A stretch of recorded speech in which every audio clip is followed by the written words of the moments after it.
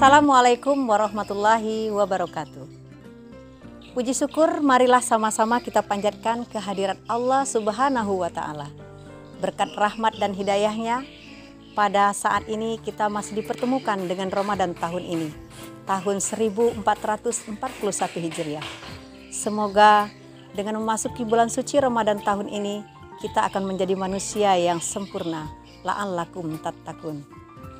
Anak-anakku sekalian, pada kesempatan pesantren Ramadan tahun ini, Madrasah Aliyah Negeri 2 Lubuk Linggau, Ibu akan memberikan materi tentang adab pergaulan dengan lawan jenis. Islam telah mengatur bagaimana pergaulan dengan lawan jenis. Untuk apa? Untuk kebaikan manusia itu sendiri, baik di dunia maupun di akhirat. Bagaimana Islam mengatur pergaulan dengan lawan jenis? Bagaimana pergaulan yang baik menurut Islam? Bergaul dengan lawan jenis. Yang pertama, jaga pandangan. Janganlah engkau iringkan satu pandangan kepada wanita yang bukan mahrammu dengan pandangan lain. Karena pandangan yang pertama halal bagimu, tapi tidak yang kedua. Hadis riwayat Abu Daud. Yang kedua, menutup aurat. Laki-laki dan wanita yang bukan mahram dalam pergaulan sehari-hari wajib menutup aurat. Bagaimana batasan-batasan aurat seseorang? Seorang perempuan auratnya adalah seluruh anggota tubuhnya, kecuali muka dan telapak tangannya. Dan itu tidak boleh diperlihatkan kepada orang lain yang bukan mahram. Lalu, yang ketiga, tidak bersentuhan. Dalam hal ini, misalkan bersalaman yang biasa kita lakukan. Seorang muslim laki-laki dan perempuan tidak boleh bersentuhan, berjabatan tangan, karena boleh jadi mereka dalam kondisi berwudu ataupun tidak. Karena dikhawatirkan jika terjadi persentuhan tangan tadi akan menimbulkan sesuatu rasa yang tidak diperbolehkan. Yang ketiga, tidak bersentuhan. Dalam hal ini yang ada hubungannya dengan berjabatan tangan, berdekatan, atau mencium tangan. Karena mencium tangan hanya diperbolehkan di dalam Islam adalah kepada orang-orang yang termasuk muhrim kita.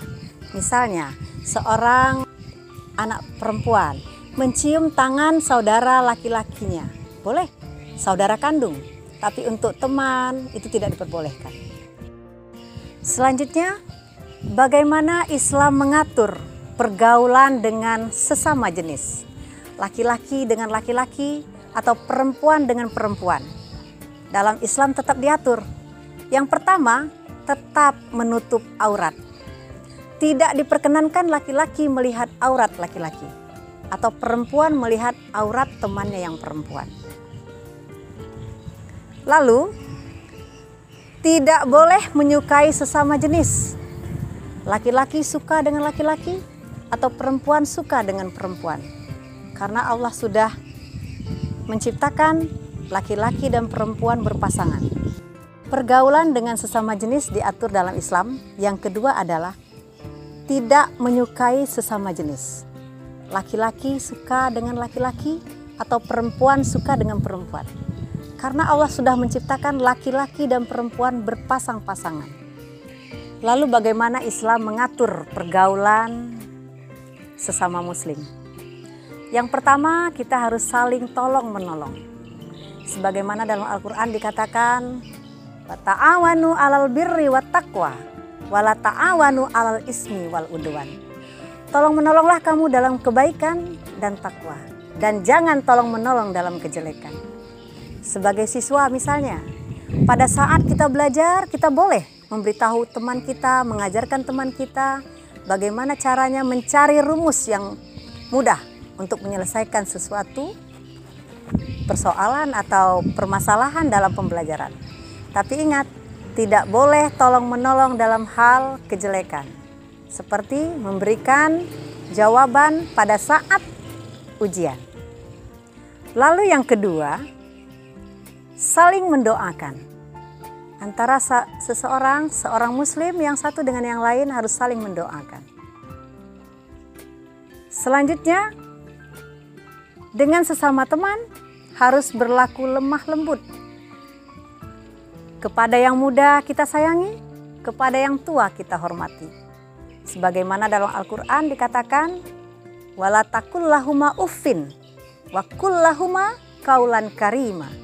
Jangan sekali-kali kita berkata kepada yang lebih tua, terutama kepada ibu kita. Dan berkatalah dengan perkataan yang lemah lembut. Selanjutnya, pergaulan antara sesama muslim, kita juga harus saling mengingatkan. Watawasau bil haq, watawasau bil sabr. Saling mengingatkan dalam kebaikan dan kesabaran. Mengingatkan seseorang untuk kebaikan, ada caranya, harus dengan sabar. Tidak boleh dengan cara yang terburu-buru atau dengan cara emosi dan marah-marah. Lalu bagaimana Islam mengatur pergaulan dengan tetangga? Tetangga adalah orang yang rutinitasnya, pertemuannya dengan kita dalam kehidupan sehari-hari adalah sangat dekat sekali. Bahkan lebih dekat daripada saudara sendiri. Karena mereka yang lebih tahu tentang apa yang terjadi dengan kita. Sakit senangnya apa yang terjadi dengan kita, susah senangnya, atau bagaimana keadaan kita.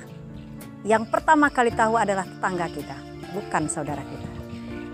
Makanya Rasul mengatakan, barang siapa yang beriman kepada hari akhir, maka hendaklah dia memuliakan tetangganya.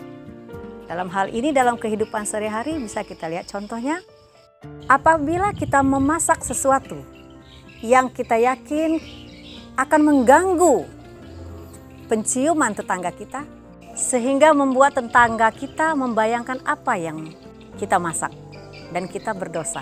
Kata Rasulullah, kalau kamu memasak sesuatu yang akan mengganggu penciuman tetanggamu, maka antarkanlah meskipun hanya kuahnya. Tapi ingat, jangan cuma kuahnya yang kita antarkan, tapi berikanlah walaupun cuma sedikit. Nah, anakku, kalian sebagai generasi muda, seorang laki-laki nanti akan menjadi pemimpin di dalam rumah tangga. Sebagaimana Allah mengatakan, ar-rijalu qawwamuna 'alan nisa. Laki-laki itu adalah pemimpin kaum wanita. Maka seorang laki-laki bersiapkan diri untuk menjadi pemimpin rumah tangga. Yang perempuan bersiap-siap untuk menjadi seorang ratu di dalam rumah tangga. Seorang istri harus bisa menyenangkan hati suaminya. Harus bisa melayani dengan sepenuh hati.